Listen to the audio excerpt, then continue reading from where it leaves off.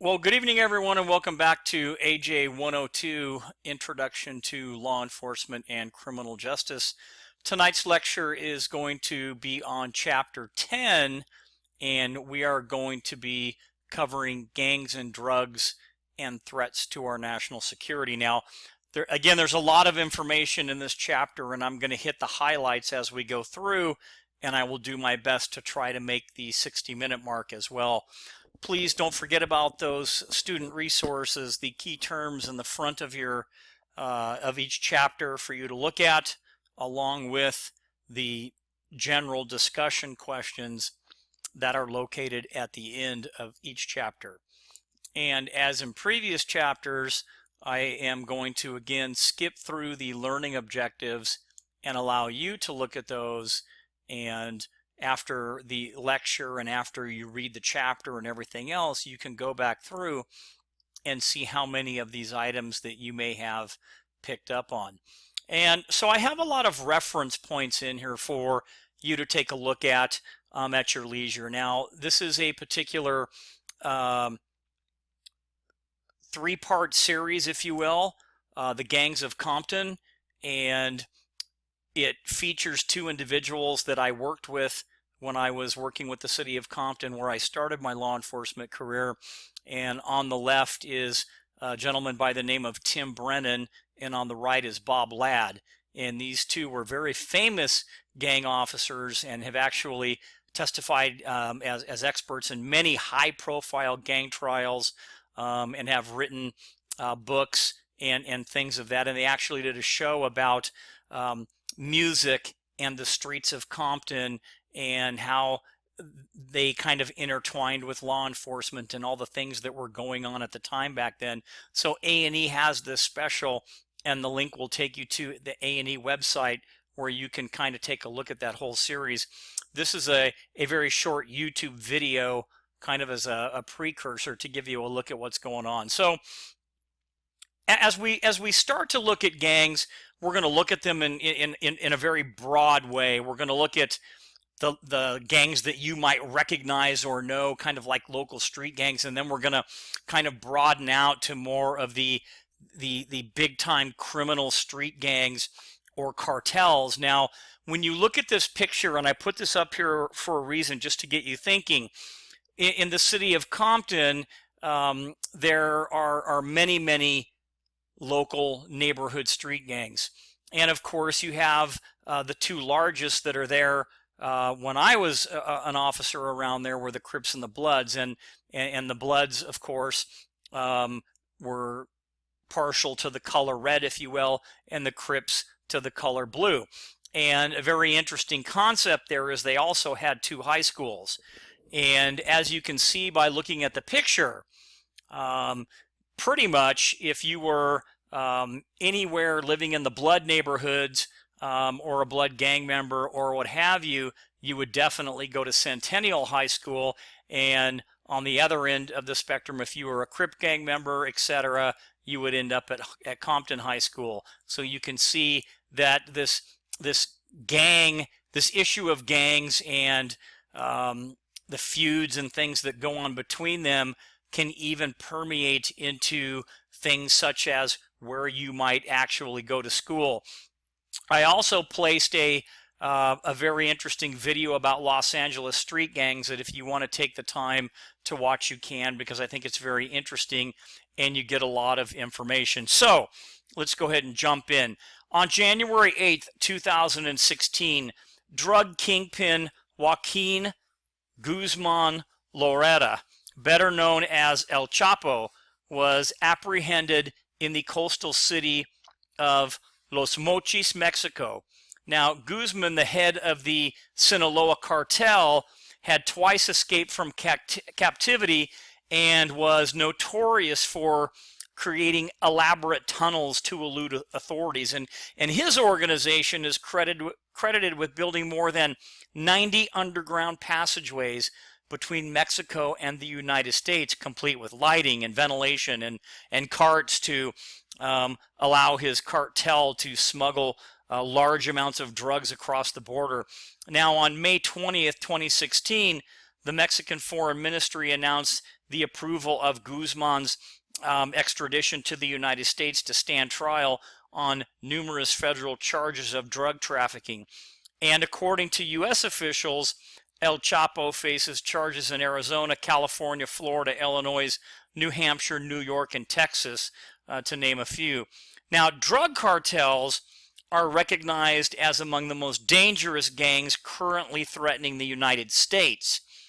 Drugs and gangs are often mentioned in the same sentence, so they're kind of synonymous, if you will, with each other. And the issue of gangs and drugs are both extremely important to today's law enforcement practitioners, and dozens of publications are available addressing each topic individually and in very, very great detail.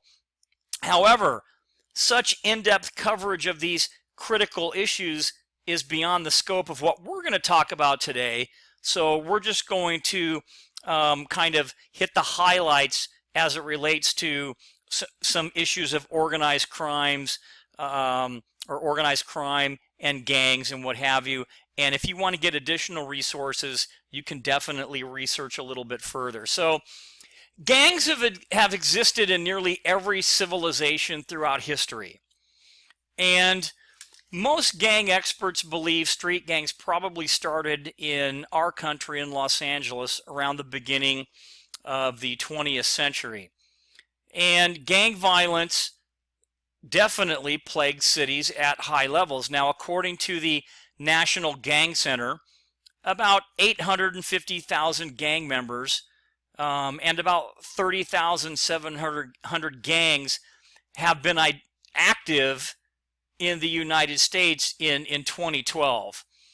And a 2015 report came out also, which was the National Gang Report, and gave us a lot of additional information. Now, on page 392 and 393 in your textbook, it talks about the 2015 National Gang Report, which basically replaced the National Gang Threat Assessment that had been conducted annually in previous years.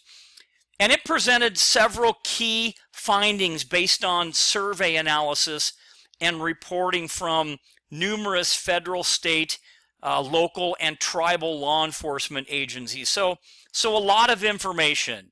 And you can look at those in more detail, and I've picked out a few for us to go through. Half of the respondents, those that reported back, report that street gang membership and gang-related crime had increased. And 1/3 of jurisdictions report an increase in threats to law enforcement. And 68% of those respondents also indicated prison gang membership increased. And they talked about things like cross-the-border crimes and issues of domestic extremist groups and gangs being involved in human trafficking and even technology and illicit activities, and how perhaps gangs were actually using things like social media and other forms of technology that helped them. Basically, it played a role, an essential role, in those illicit activities of the gang members. So when you kind of think about it, on a national level, gangs and gang membership are increasing. And they are also increasingly partnering with other criminal organizations, sometimes across national borders, and are increasing in their use of technology, particularly social media, to spread their message and recruit. So an important problem that we kind of run across now is, in studying gangs, is somewhat of a lack of a common definition among local, state, and federal agencies, which may result in a discrepancy between reported proliferation of gangs, meaning how many and the type of activity and what have you. Now, the National Alliance of Gang Investigators Association defines a gang as 3 or more persons having a common identifying sign, symbol, or name, individually or collectively engage in or have engaged in criminal activity. And they also create an atmosphere of fear and intimidation. And there's a couple of other definitions as well. Title 18 USC Section 521 Section A defines a gang as this: an ongoing group, club, organization, or association of 5 or more individuals that has, that's one of its primary purposes, the commission of 1 or more criminal offenses, the members of which engage or have engaged within the past 5 years in a continuing series of criminal offenses, and the activities of which affect interstate or foreign commerce. So again, you can see a couple of different definitions here. And then the U.S. Department of Justice defines a gang as well, and you can find this on page 394. And the California Penal Code, which is what we operate by, the book of rules, laws, and penalties, etc., in California, defines a gang as under Penal Code Section 186.22F. And this is where I would really suggest that you look at for your definition of a gang, because it's written here in the Penal Code. So any ongoing organization with 3 or more members with a common name, sign, or symbol, and one of its primary activities is the commission of crimes listed in the sections that they have here. And you can see crimes 1 through 25 and then 31 through 33, so quite a few. And their members engage in a pattern of criminal gang activity.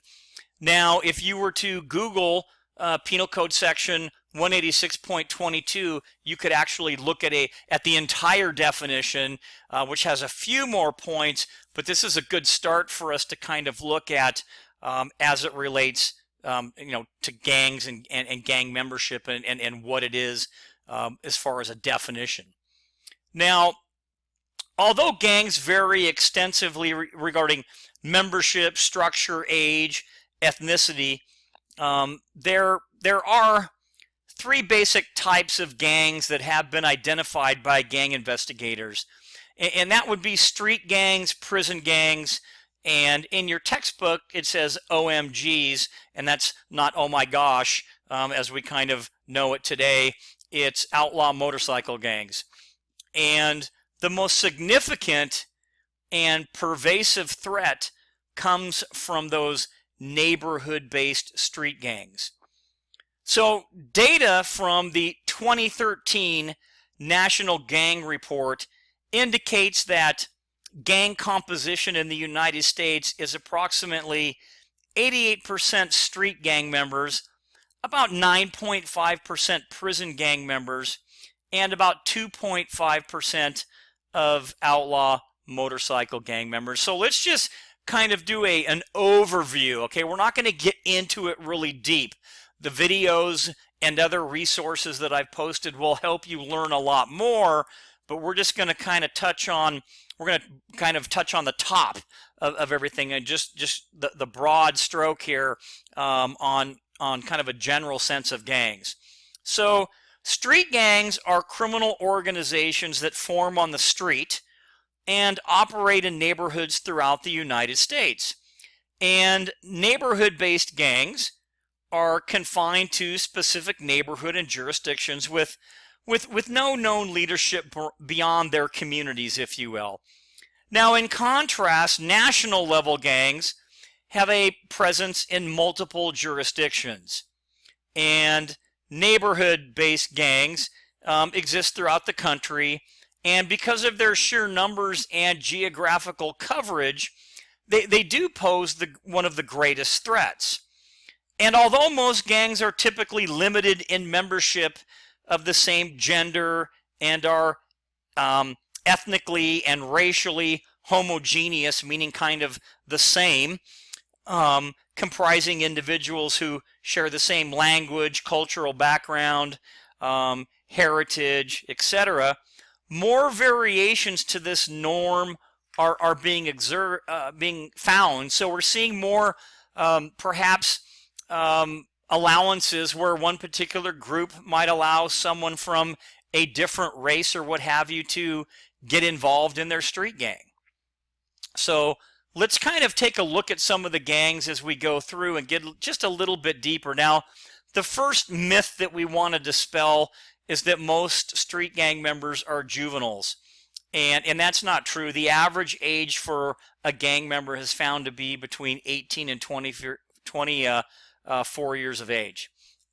So let's take a look at some of these different gangs, and we're going to look at Hispanic or Latin American gangs. We're going to look at African American gangs, just the Crips and the Bloods, Asian gangs, white ethnic gangs. We're going to look at females and gangs, and then some criminal enterprises or criminal gangs. So kind of just to start off with, we'll start off with Hispanic gangs. Now, between 1910 and 1925, a great influx of immigrants arrived from Mexico, which later formed rivalries and these particular gangs.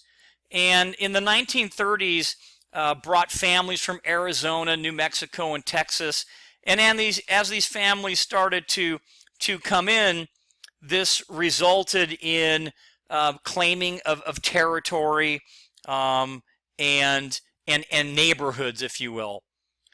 And the depression of the 1930s was what brought a lot of the families from Arizona, New Mexico, and Texas to Los Angeles. And they fragmented into groups, each claiming, as I stated, kind of their own territory, if you will. And in the 1960s, freeway displacement drove some of these families from Central City eastward, where they created kind of some more new gangs.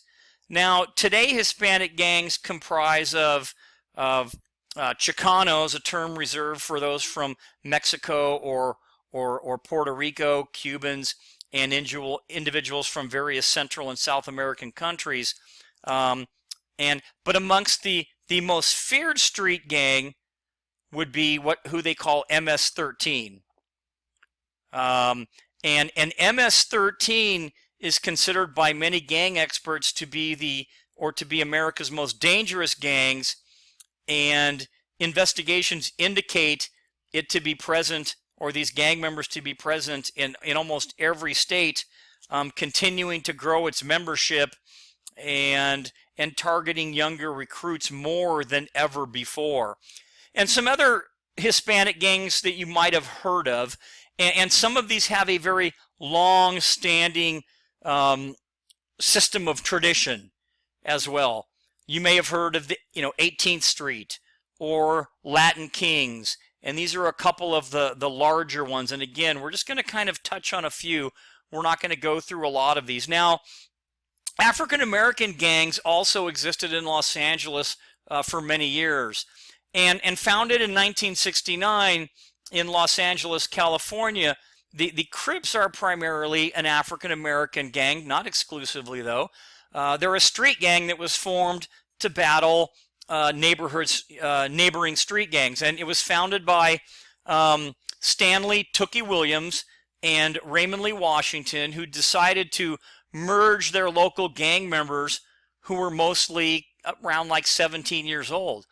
And again, there's a lot more that we could talk about as it relates to the Crips, but these are one of the gangs with the reputation of being one of the toughest gangs around, or specifically when you're speaking of African American gangs and the city of Los Angeles. Now, Crip members can be identified by the color blue that is worn by their members.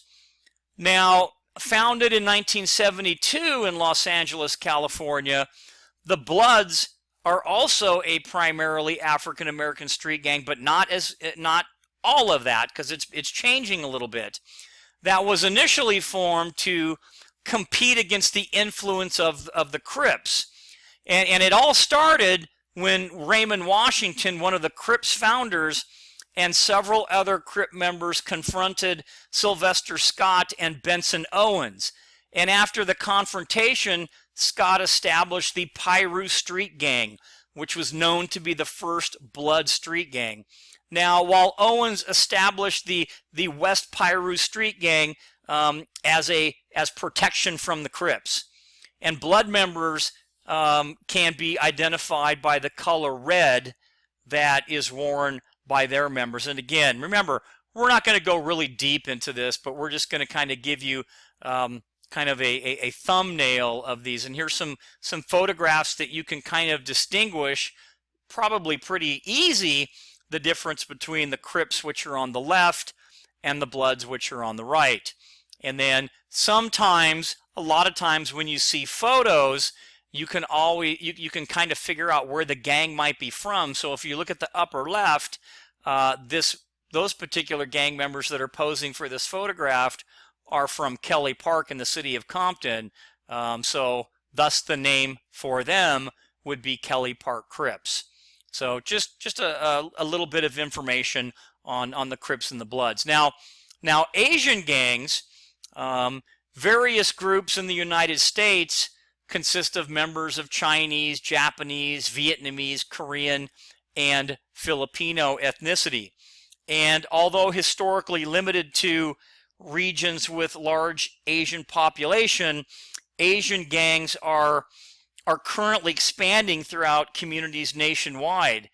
They are often highly structured organization, but not as much turf-oriented like most African American and Hispanic gangs, and they typically maintain a low profile to avoid law enforcement attention.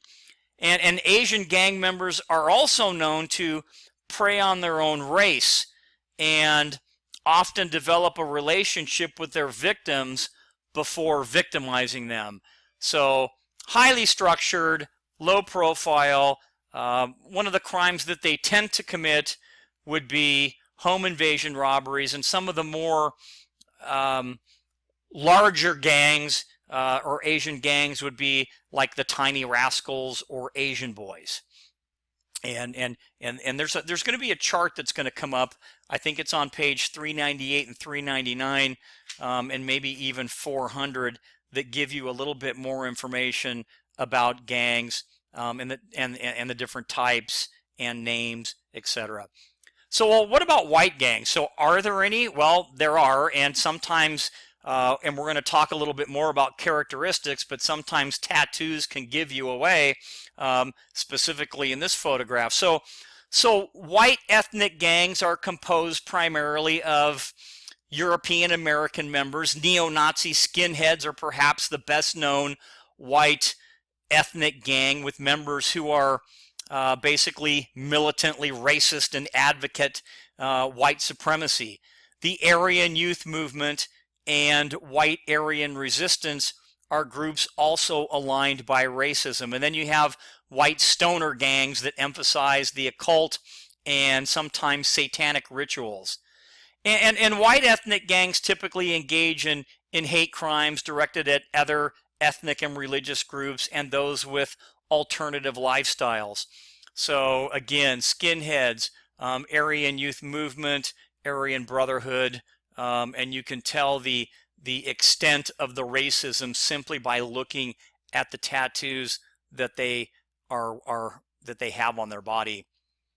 Well, what about females? Well, although gangs and gang membership on the whole are predominantly male, data indicates a steady increase in presence of gang-involved females.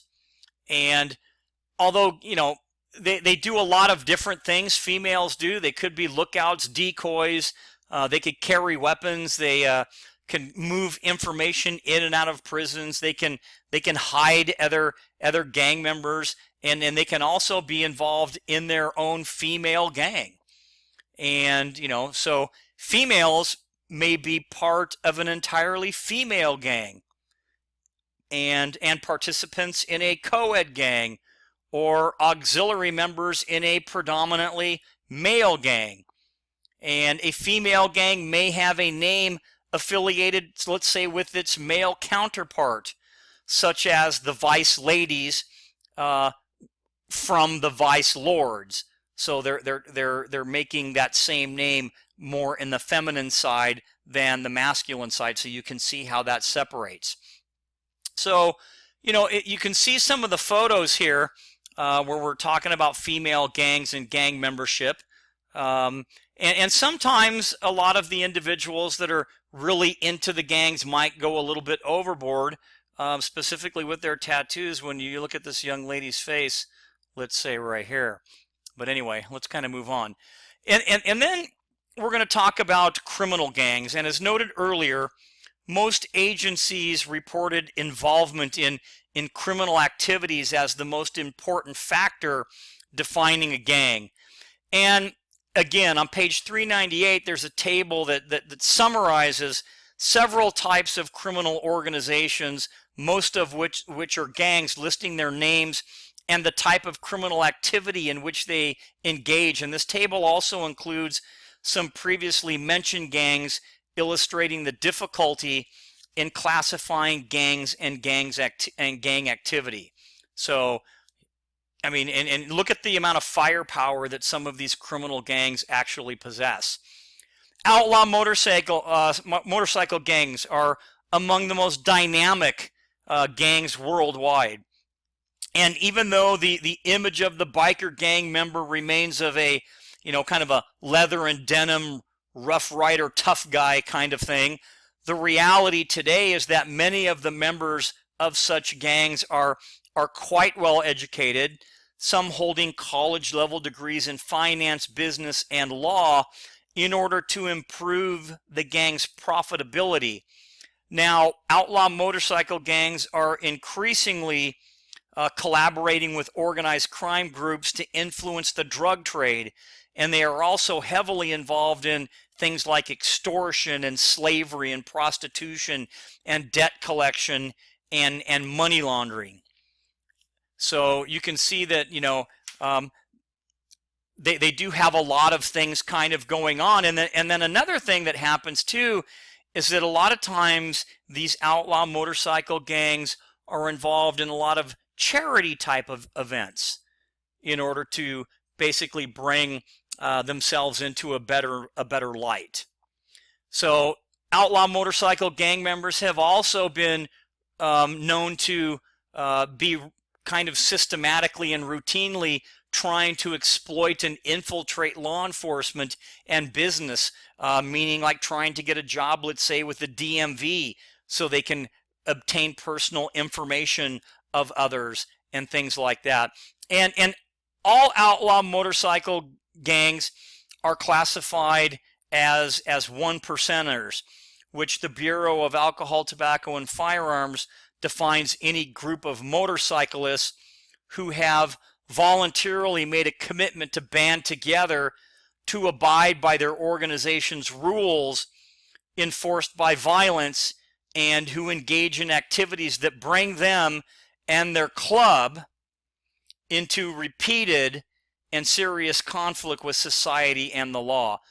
So the one percenter term originated after a riot that took place on July 4th in 1947 at the Dirt Hill Climb motorcycle races in Hollister, California. And the American Motorcycle Association sought to publicly denounce the 1% of bikers who broke the law and caused other trouble, stressing that 99% of the motorcyclists were honest and law-abiding. So the 1%ers are deemed kind of the troublemakers, if you will, and that's where that term kind of evolved from. Well, what about prison gangs? Well, many of the country's most violent street gangs have their origin in the U.S. correctional system. And that report that I referred to at the beginning of our discussion, the 2015 National Gang Report, and I would suggest that you actually Google that and read it. And if I remember, I'll post a link to it as well.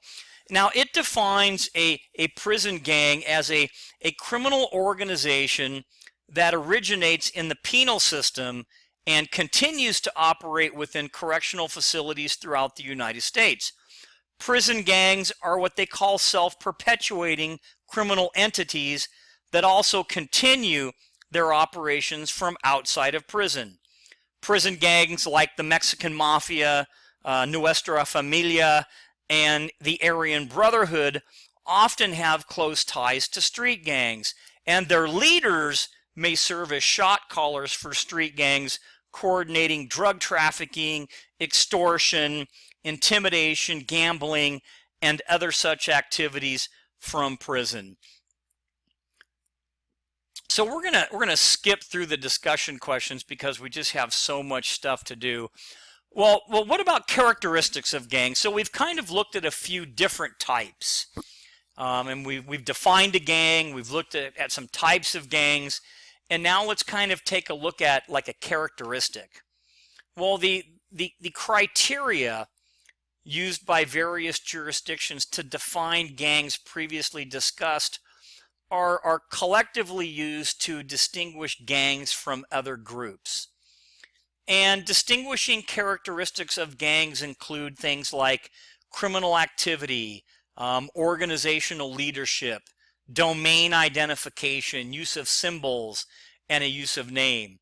So as we get into this characteristics, we're going to start talking about all of these things very briefly. Now, under criminal activities, most gang members were already committing crimes before they joined the gang, but the rate has increased after joining. And local law enforcement data shows that as much as 90% of the crime in some jurisdictions can be ascribed or attributed to gang activity. And although much of the violence is linked to the most prevalent gang activity of street-level drug sales in the form of disputes over control of drug territory and enforcement of drug debts, other crimes commonly committed by gang members include things like auto theft, identity theft, mortgage fraud, insurance fraud, burglary, assault, home invasion, robbery, human trafficking, prostitution, extortion, drive-by shootings, homicide, weapons trafficking, and other firearm type offenses. So how does that all work? So we know a little bit about, when we talked about characteristics of gangs, remember we talked about criminal activity. So what about the organization? And how do those things how are they formed, and how do they stay together, and how do they run? Well, although many gangs are loosely structured, some are quite formally organized. And one common organizational element is age, with many gangs typically having 2 to 4 kind of age divisions. And another common organization element is location. 2 or more gangs may have a localized version of the same gang name. For example, Southside Warriors and 10th Street Warriors. And perhaps the most prevalent organizational feature is by member investment or dedication in the gang. And if a gang's organization can be visualized as the bullseye that I have here on the slide, at the center are the hardcore gang members, a relatively small group, like 5 to 10% of that total membership, whom the gang is their family, their life, their entire world. And hardcore members have been in the gang the longest and frequently are in and out of jail, unemployed, and involved in drugs or distribution or usage. And the average age is early to mid-20s. However, some hardcores could be older or younger. And these hardcore members are extremely influential in the gang, and the leaders emerge from this group. And the leaders are typically the oldest group members, usually with extensive criminal records. And these hardcore members, they expect unquestioned obedience from all gang members. So hardcore members in leadership positions pose a threat to the community and the police because they typically possess guns and other weapons and tend to be aggressively antisocial. And in addition to the hardcore members, most gangs have kind of a marginal membership, a much larger group of regular members from which the hardcore members are recruited. And then you have that outer ring there, which is kind of like the wannabes, those that dress like or act like gang members. So hopefully this target kind of gives you kind of a decent analogy on how the organization is set up. And then as it relates to leadership, in some gangs, leadership is quite well defined and maybe one of three types: key personality, chain of command, or what they call collective. In the key personality leadership gang, one gang member, often older than the others, and from the ranks of that hardcore membership area, is that influential leader, and he becomes the role model for the other ones. And a gang with the chain of command form of leadership functions kind of like a military unit or even a police department, with each group member having a specific rank and with specific authority going from the top down. And a gang with a collective leadership style has several different leaders, each of whom is called to lead based on a circumstance. So again, and here's kind of a schematic if you look at the Vagos motorcycle gang.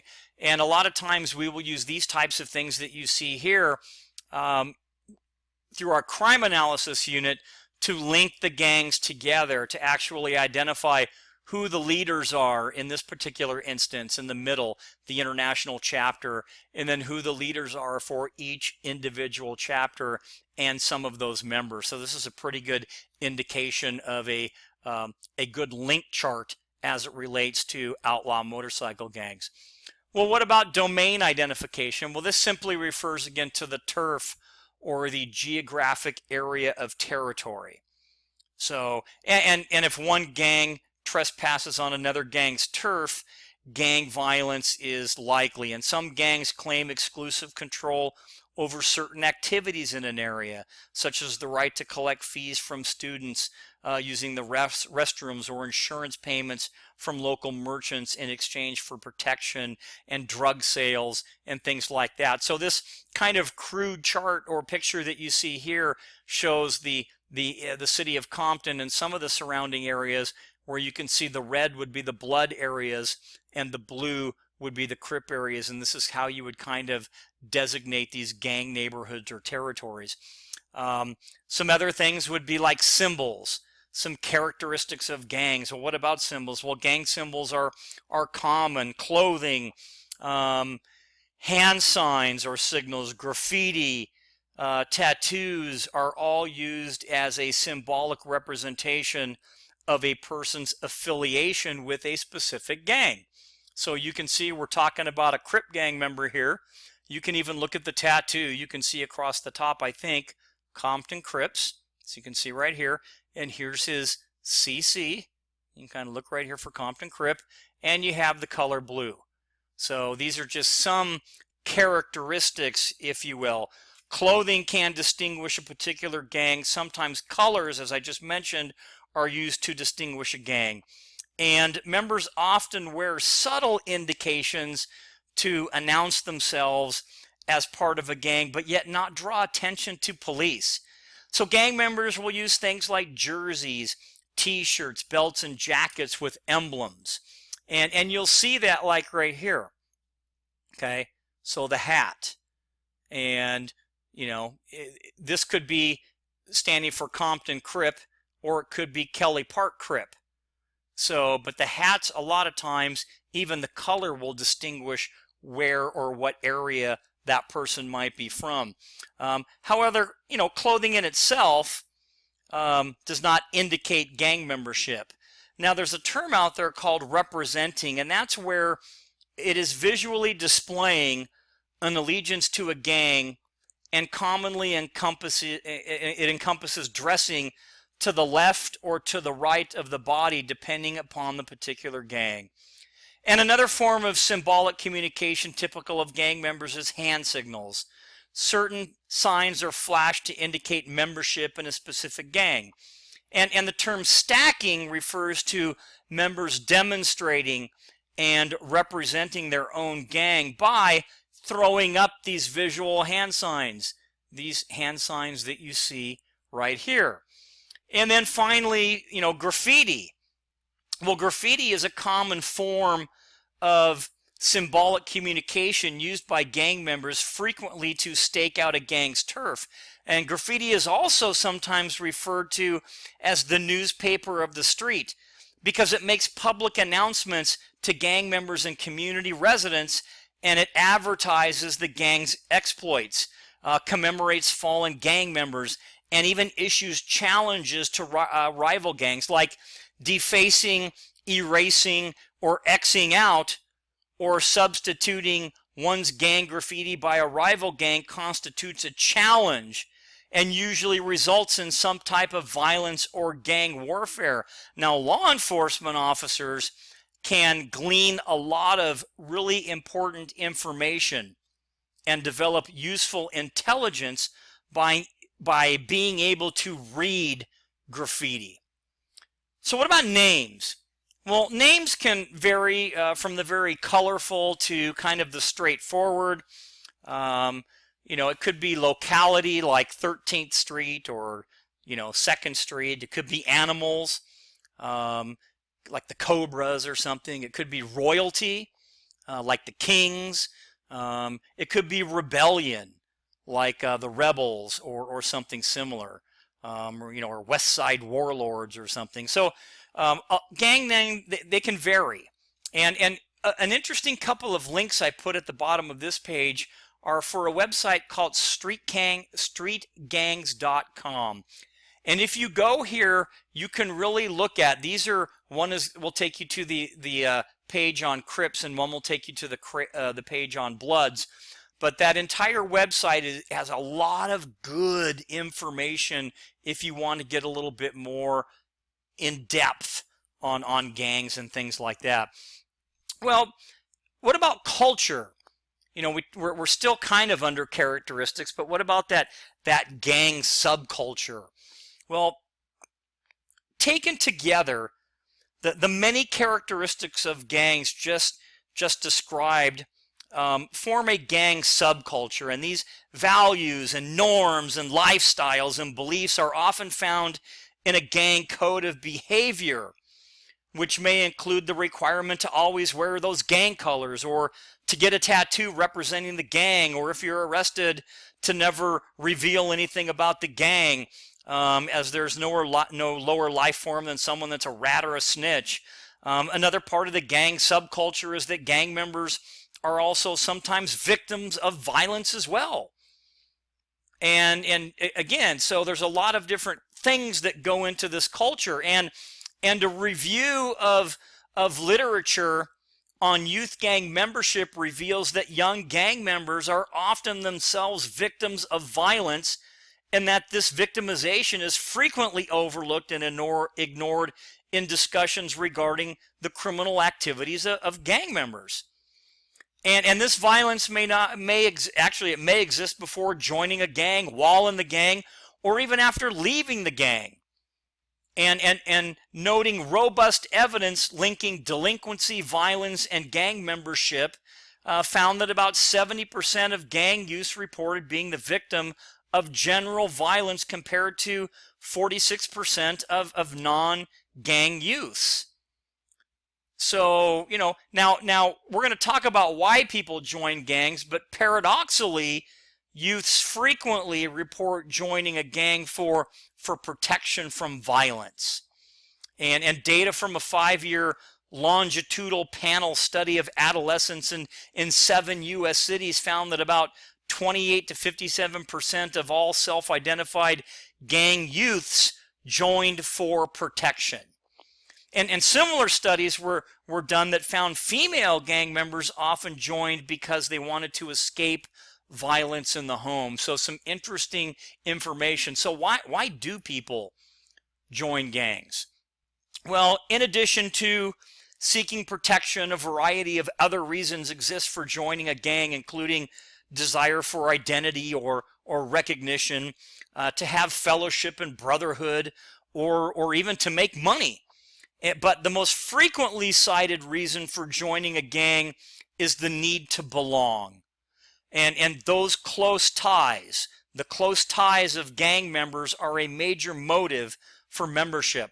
Most gang members are unachievers who come from perhaps broken homes with no strong male authority figure, and that membership provides both psychological and physical security.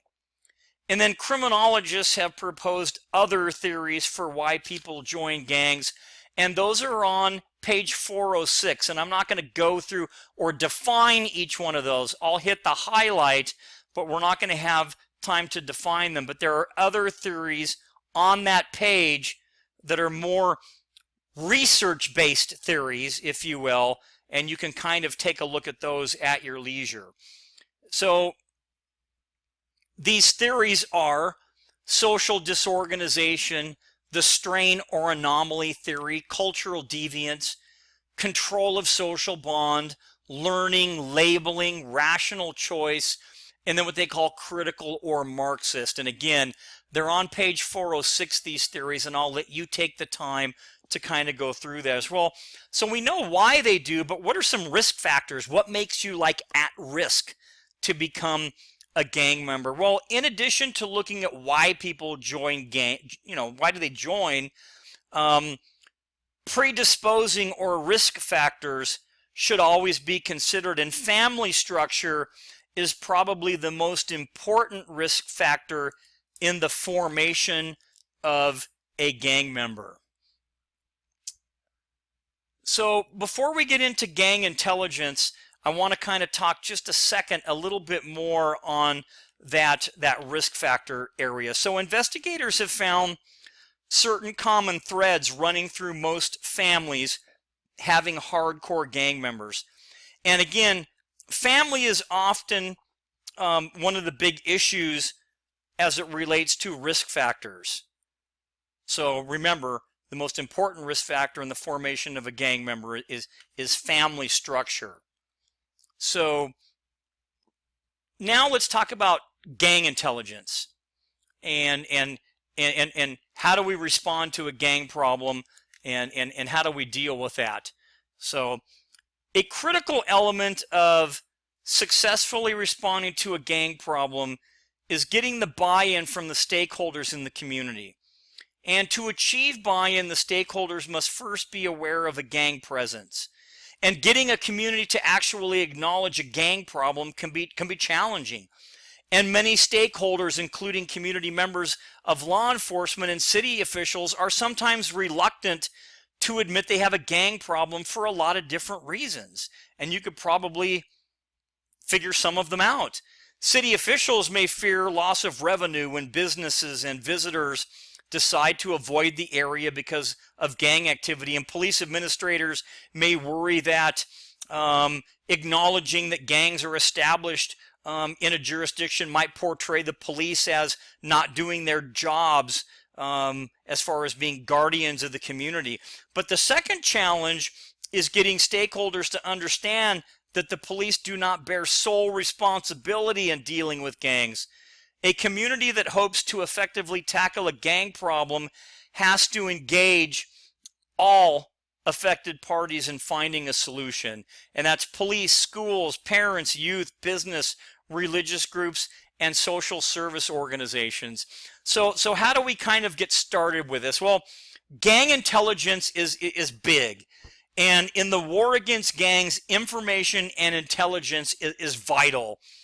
And common sources of information on gangs include internal contacts with officers and detectives, records and computerized files, police reports, interviews with gang members, surveillance activities, paid or unpaid informants, information from other police agencies, and then finally, as I mentioned before, social network sites. And these are big.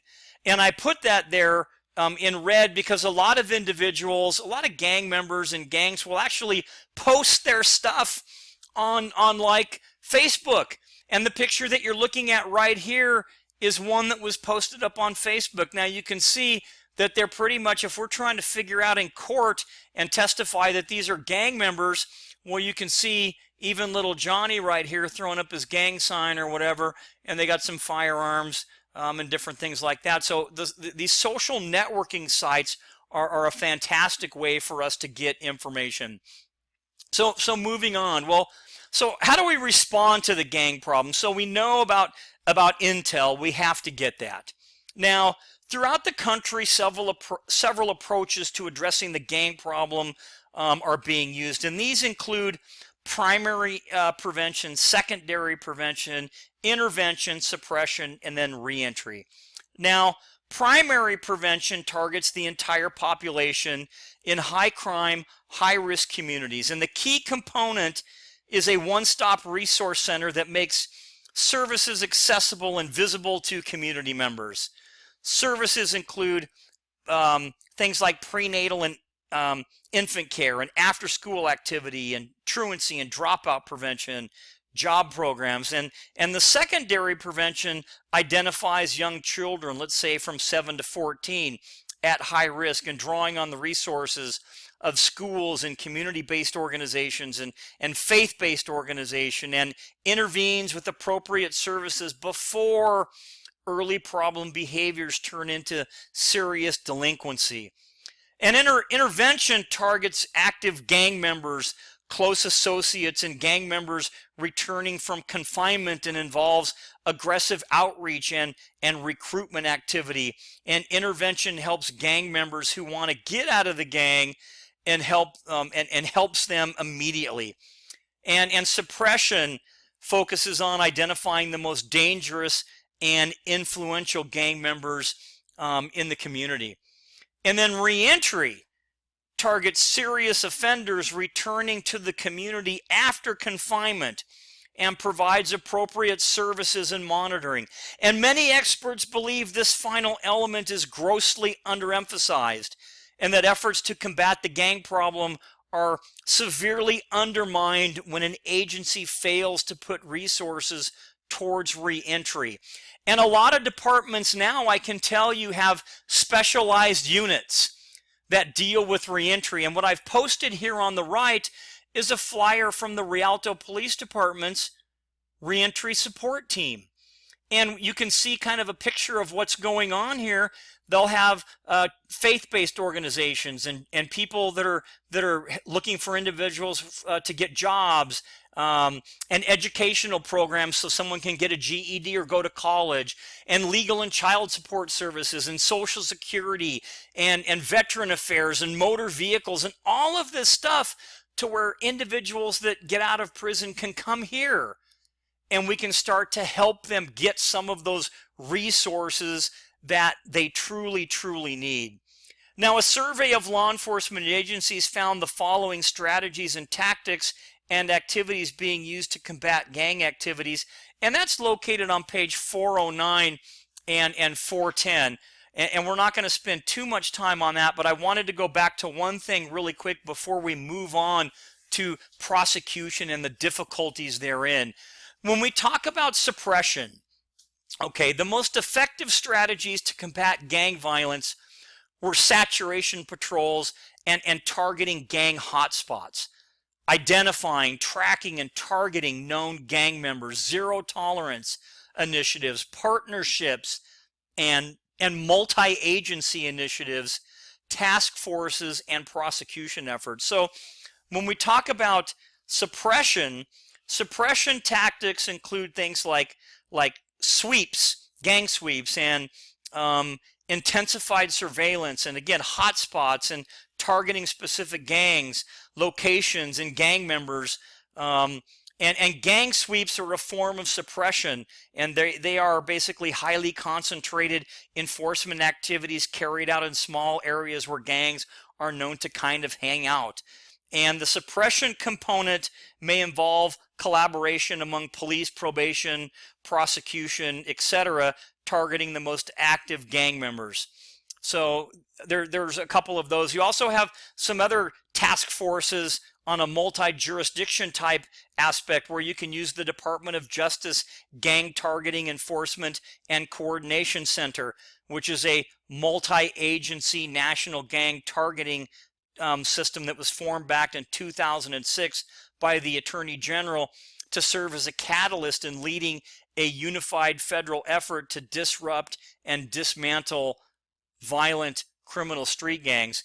And then there's kind of a last component called an injunction, which is a civil injunction. And basically, a civil injunction is a court order prohibiting a person or group from engaging in certain activities. And you can serve a civil gang injunction on gang members as well. And we don't have time to go through it, but on page 411, there's a diagram that talks about civil gang injunctions as it relates to law enforcement.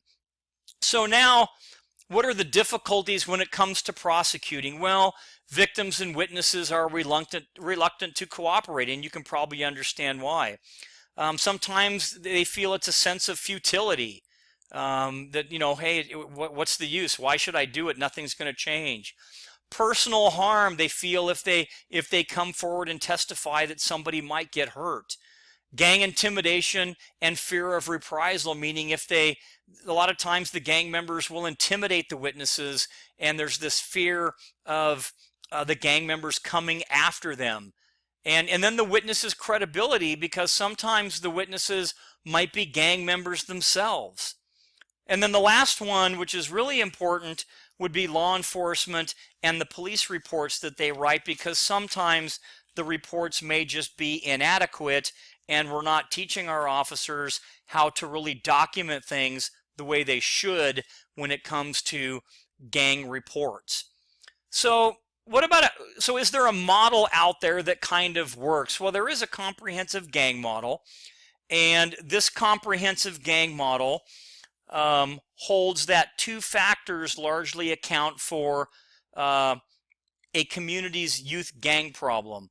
And that's the lack of social opportunities available to gang members younger than 22 years of age, and the degree of social disorganization present in a community. And the model also suggests other contributing factors, including poverty, racism, deficiencies in social policies, and a lack of basically social control. So the Office of Juvenile Justice Planning has a comprehensive gang model that focuses on 5 strategies, and this is on page 414 in your textbook. And those strategies are community mobilization, which refers to involving local citizens, including former gang members or gang youth, community groups and agencies, and coordination of programs and staff functions within and across agencies. Opportunities provision refers to developing a variety of specific education and training programs. Social intervention refers to involving youth-serving agencies, schools, faith-based organizations, police and juvenile justice system organizations to help reach out. Suppression refers to formal and informal social control procedures, including close supervision and monitoring of gang-involved youth by agencies of juvenile justice programs, etc. And organizational change and development refers to developing and implementing policies and procedures that result in the most effective use of available and potential resources. And this is, again, is part of the OJJDP comprehensive gang model. So quickly, and we're getting pretty close, we're going to talk just for a second about drug cartels. And drug cartels share many of the characteristics of gangs. They are criminal organizations that promote and control drug trafficking operations. Now, cartels range from informal agreements among various drug traffickers to formalized commercial enterprises.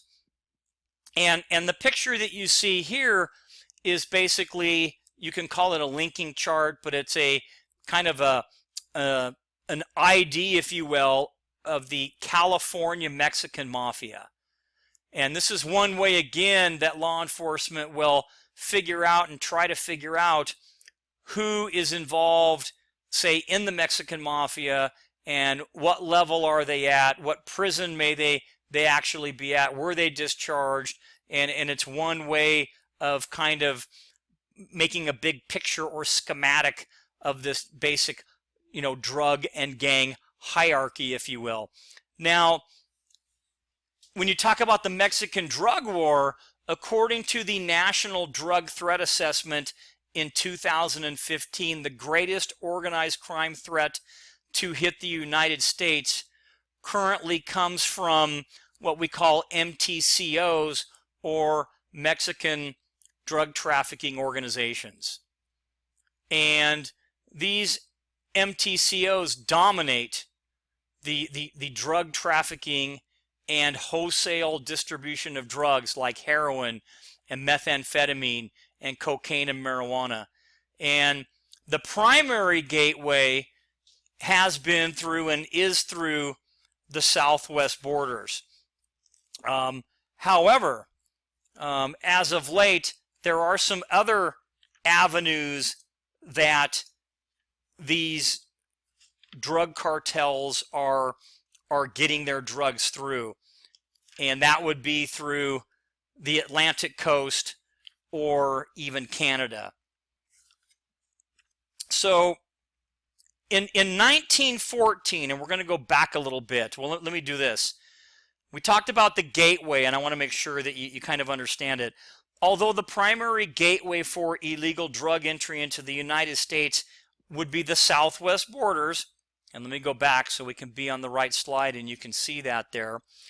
Drugs can and do enter the country through air and seaports, as well as the highly vulnerable, vast, and often unpopulated Canadian-American border. Now Canada currently hosts a sprawling multi-billion-dollar trade in marijuana, cocaine, and ecstasy. And Asian TCOs are increasingly exploiting the Canadian border, trafficking marijuana, MDMA, cocaine, and methamphetamine into the United States. Reports also exist of drugs being moved via mail service. And finally, Colombian and Dominican TCOs are traveling through the Caribbean along the Atlantic coast in their efforts to avoid enhanced drug enforcement along the U.S.-Mexico border. Now, American history is filled with drug use, including alcohol and tobacco. And as the early settlers moved west, one of the first buildings in each frontier town would have been a saloon. And cocaine was also common by the 1880s. At the beginning of the 20th century, cocaine was the drug of choice, said to cure everything from indigestion to toothaches. And it was added to flavor soft drinks like Coca-Cola. Now, in 1909, a presidential commission reported to President Theodore Roosevelt that cocaine was a hazard, leading to loss of livelihood and lives. And as the public became increasingly aware of these hazards posed by cocaine and other drugs, it pressed for legislation against these drugs. So in 1914, as a result of this, the federal government passed the Harrison Narcotics Act, which made the sale and use of certain drugs illegal. And subsequently in 1920, every state required its students to learn about narcotics effects. Now, in 1937, under President Franklin Delano Roosevelt, marijuana became the last drug to be banned. And for a quarter of a century, the drug problem kind of lay dormant, but we do know that things kind of changed after a while. So the Controlled Substance Act of 1984 placed all federally regulated substances into one of 5 schedules. based on these substances' effects, medical use, potential for abuse, and safety or dependence liability.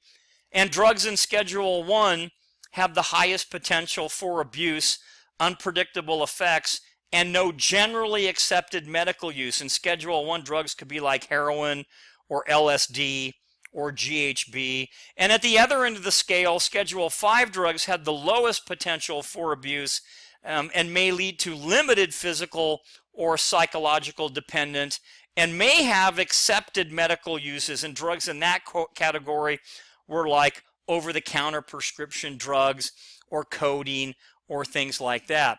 Now, the DEA reports that more than 120 people in the United States die each day as a result of drug overdose. And the number of deaths attributed to CPDs has outpaced those for cocaine and heroin combined. So hopefully you kind of you can get the gist of kind of what I'm talking about. So let me kind of go back. And one particular CPD, fentanyl, and its analogs caused more than 700 deaths across the United States between late 2013 and 2014. And fentanyl is a powerful synthetic opiate or painkiller and is often used in the same manner as heroin, but it's much more potent. And law enforcement agencies have begun reporting that some opiate CPD users are beginning to use heroin as well. Now, for these reasons, the DEA has ranked CPDs and heroin as the most significant drug threats to the United States in 2015. And other significant threats are methamphetamine, cocaine, synthetic designer drugs, and marijuana. And because we're kind of running out of time, I'm not going to go through each drug, but you can look at a little more on heroin on page 424, methamphetamine on page 425, cocaine and marijuana on page 427, and synthetic designer drugs and things like hallucinogenics, etc., will be on page 428. Now, quickly, marijuana is seen by many, however, as the gateway to harder drugs. Now, however, others question that gateway theory, which basically means that marijuana leads to harder drugs, which supports a causal relationship between marijuana and other drugs. They contend that most drug users begin using drugs in their teens or young adult years and suggest that most people who try any drugs use marijuana only experimentally or continue to use moderately and without ill effects. So, I mean, you know, how many marijuaners proceed to hard drugs is really kind of unknown. There hasn't been any, you know, kind of real testing. Now, finally, to finish up, because we're running over on time here, we'll talk a little bit about over-the-counter drugs. And a relatively new battle in the war on drugs involves legal OTC or over-the-counter drugs, which is an increasing number where an increasing number of youths are abusing the mistaken assumption that if something is legal and readily available, that it can't be dangerous. And that's truly not true. So there's a thing out there called robo-tripping, which is like drinking cough syrup that contains what they call dextromethorphan in order to get high, or what they call farming, which is rifling through the family medicine cabinet for pills, both over-the-counter and prescription, and combining everything together in a bowl and scooping it out and ingesting a handful, waiting to kind of see what happens. So how do we deal with this? Well, the war on drugs and the national control strategy.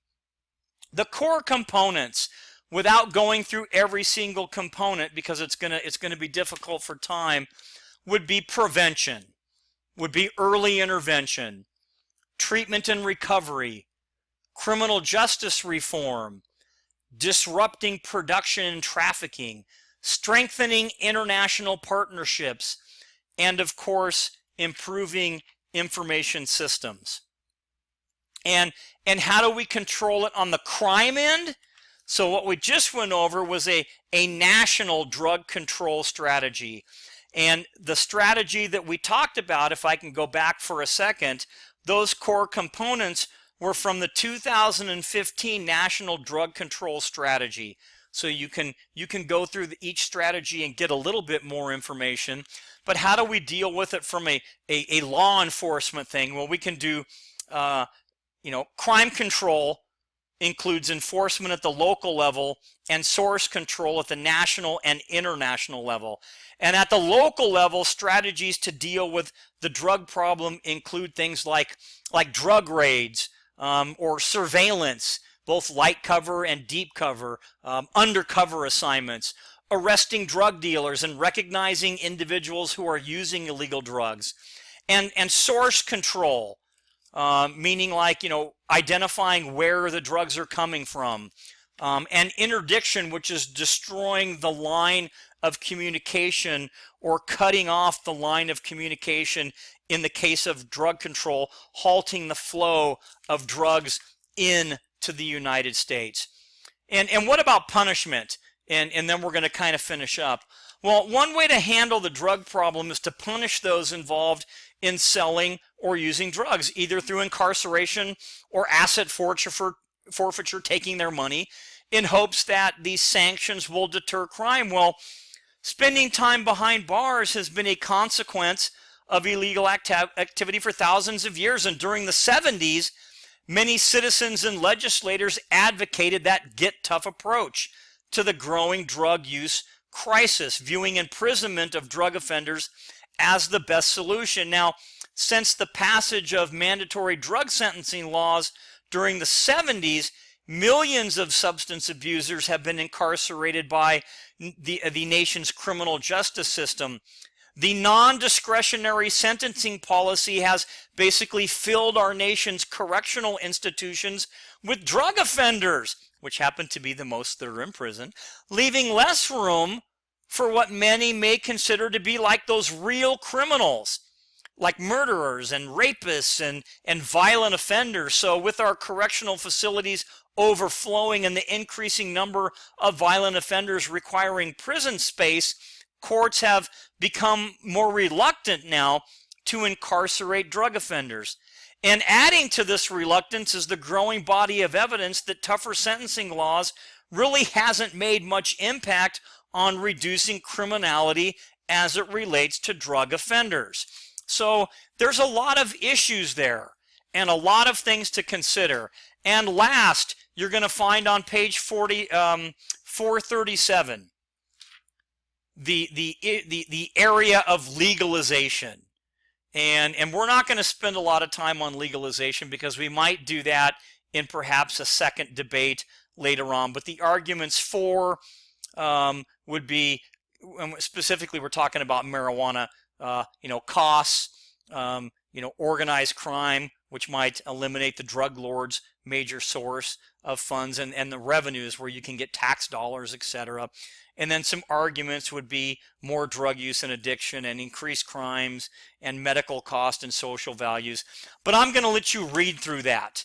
So take the time to read page 437 and go through the legalization page, and we'll have a discussion about that perhaps later on. So with that being said, we're done with chapter 10. As usual, if you have any questions, feel free to post them on the general discussion board. Otherwise, if you don't want to do that, you can send me an email. And then don't forget about the student resources that are at the front of each chapter, which would be the key terms, and those discussion questions, which would be at the end of each chapter. Until